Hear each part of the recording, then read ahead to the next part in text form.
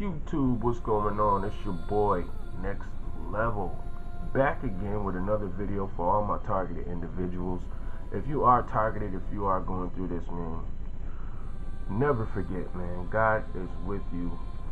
God is with us, man, throughout this whole experience, like from the time that you were born to the time that He calls you back home, man. So, today I want to get into some information about the organized stalking aspect of the whole program. It's a lot deeper than what people think they know about it. It's a very technical aspect of it. There's a lot. Oh my God, it's so much, man. As you start to do your research, the more and more you can relate to different situations that have played out, things that you have went through personally. If you are targeted, I know that's what it is for me. Like the more research I did about the targeting, it just made me think about things that happened in my life, and then everything kind of made sense. You know what I mean? So what I'm gonna do today, I'm going to show a clip by my boy Brian 2. He's a former employee of the Department of Defense, I think, and he has so much knowledge about this whole gang stalking, targeted individual phenomenon, the technical aspect of it. He's going to talk about some tactics that they use as far as the organized stalking. So check out this clip, and I will be back with more info and insight. I want to talk about organized stalking because there's a lot of misunderstanding and a lot of confusion about what it is and how it works. It's real simple to understand. I'm going to say this, I've said it before, I'll say it again. Organized stalking is based on one thing. Organized stalking is based on choice reference patterns. The choice reference patterns of the target. You, the targeted individual. It's based on a previous pattern of your choices. It's called choice reference patterns. So they build a profile of you when they first start stalking you and harassing you, when you first become targeted. And then based off that profile, they station their organized stalkers at various vantage points. And the first thing I always do is spread out. Okay, they're using what's called a floating box on you. I'll explain that in just a minute. But first you have to understand what it is, and it's simply choice reference patterns. They're using a pattern of the target's previous choices on them. So in order to understand organized stalking, you have to go back and look at your own previous choices. Your favorite restaurants, cafes, shopping centers, modes of transportation, etc. And then based off of that, that's where they station the organized stalkers in order to harass you and provoke you. They're there for various reasons. They're there for surveillance. They're there to capture your attention, because each time they capture your attention, it produces a synaptic response in the brain of the mind control victim, which can be remotely measured and integrated back into RNN data. So they're constantly provoking you, getting in your face and harassing you. But it's more than that. I mean, they need to keep you from defeating the technology. For example, if you figure out some way to break the stream, for example, you get close to a generator, the high-powered generator, and you were to set up some type of a closed enclave, grounded enclave, with passive materials next to that generator. Well, that generator would produce enough electromagnetic activity bouncing off of that enclosed Faraday cage or whatever you're using, that it would cause trouble. So they would have to stop that. But they would come in and send the organized stalkers to disrupt that. So they need to keep you from defeating the technology. But it's also more than that. They're there to discredit you. Try having a reasonable conversation with anyone about the fact that 100 hostile strangers are following you. It's just not possible. Okay, it's not possible, and they know that, and that's why they do it, to discredit you. And again, to provoke you constantly into emotional responses.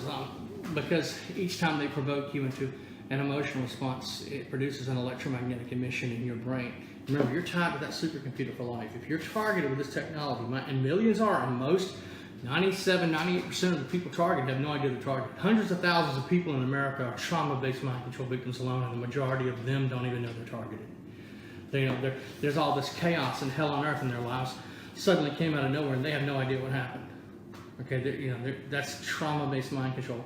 But there are millions of people targeted with this technology. If you get online and you have a Facebook profile, okay, you're targeted with this technology. Okay, they're building a profile of you.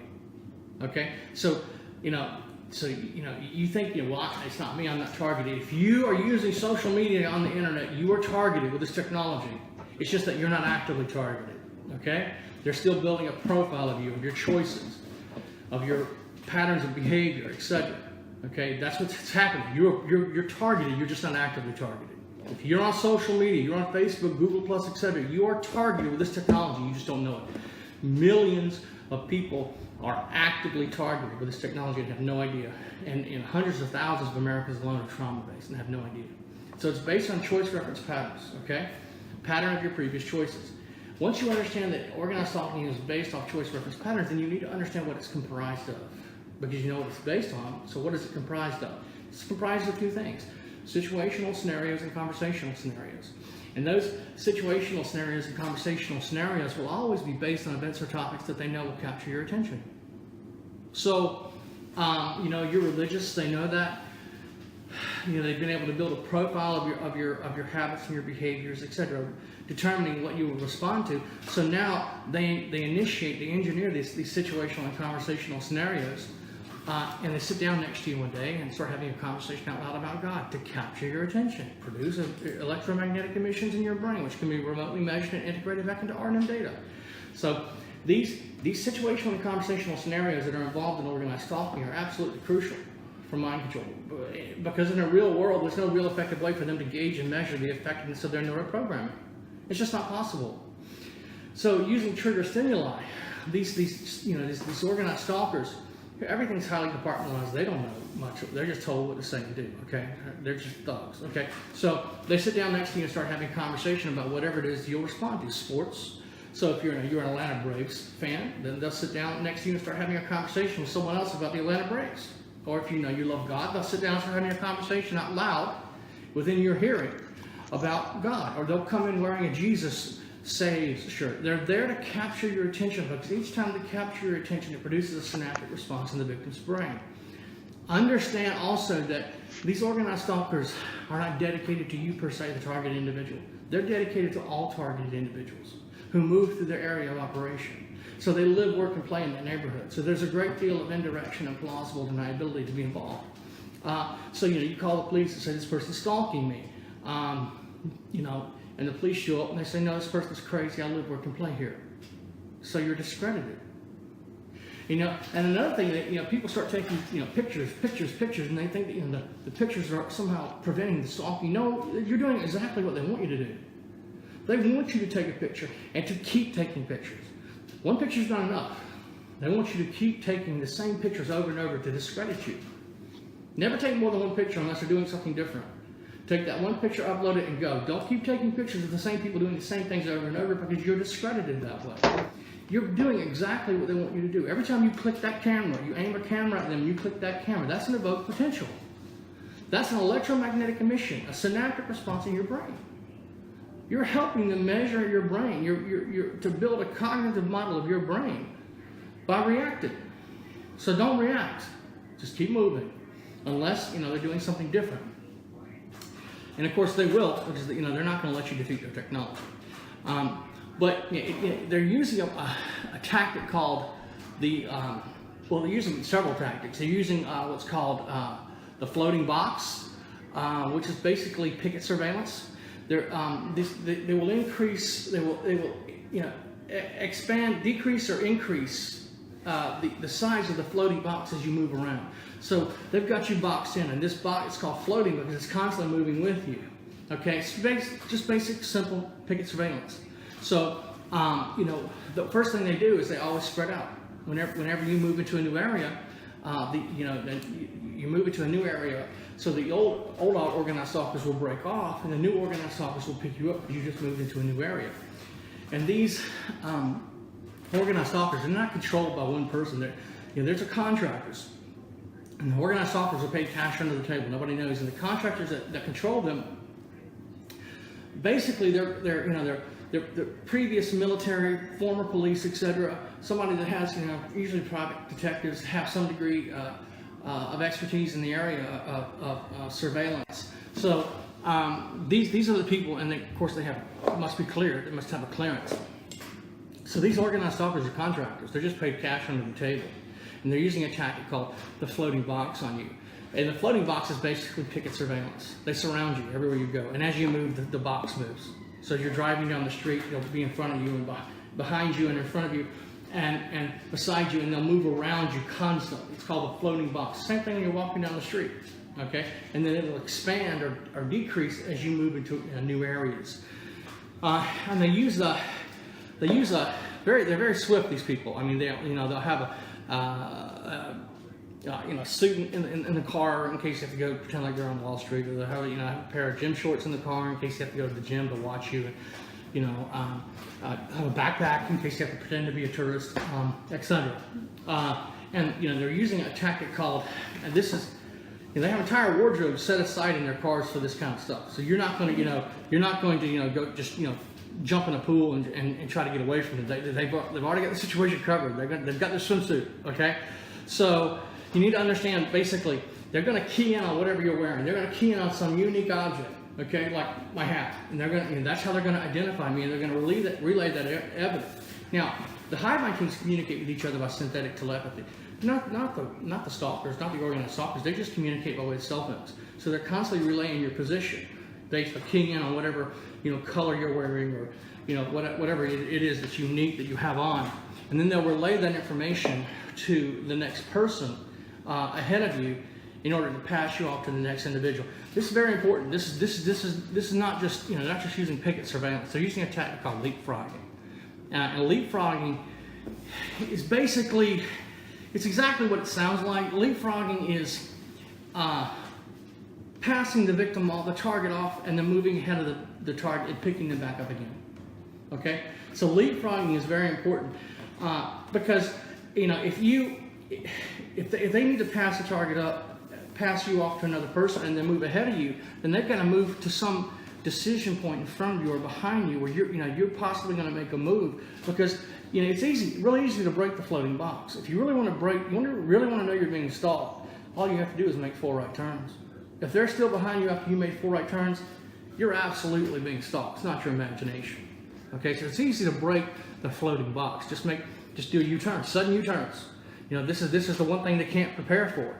Well, normally they wouldn't be able to prepare for them, but they use what's called cheating trigger vehicles. And these cheating trigger vehicles, or cheating trigger foot soldiers, are always stationed ahead of you or behind you at decision points.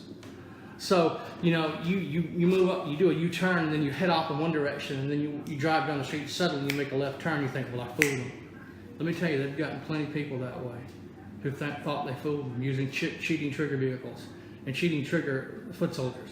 Okay, you didn't fool them. They're waiting for you with a cheating trigger. That's what it's called, and it's called leapfrog. So you need to understand that this is picket surveillance. They're using a tactic called a floating box on you. I'll go into this in more detail later, but people need to understand that organized stalking is very simple. It's just one thing. It's based on one thing: choice reference patterns. Okay, and it's patterning your previous choices. And that pattern will change, and that profile that they build on you will change as you change. Okay, so they're constantly, updating. The pattern they're building of your choice reference patterns is constantly evolving based on your decisions, previous decisions. Those are memory references. I don't have time to go into that right now because it involves memory management. I'm trying to stick on organized stalking. So understand that while it's based on one thing, choice reference patterns, a pattern of your previous choices, it's actually comprised of 2 things, and that's situational scenarios and conversational scenarios. Okay?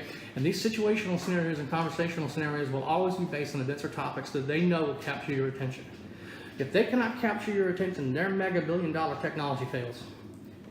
Everything is based upon their ability to capture the attention of the mind control victim at regular intervals throughout the day. And if they can't do that, if they can't capture your attention at regular intervals throughout the day, and a certain amount of time passes, generally a 24-hour period of time, they've got to start all over with a new verification routine. They don't want to do that. Okay?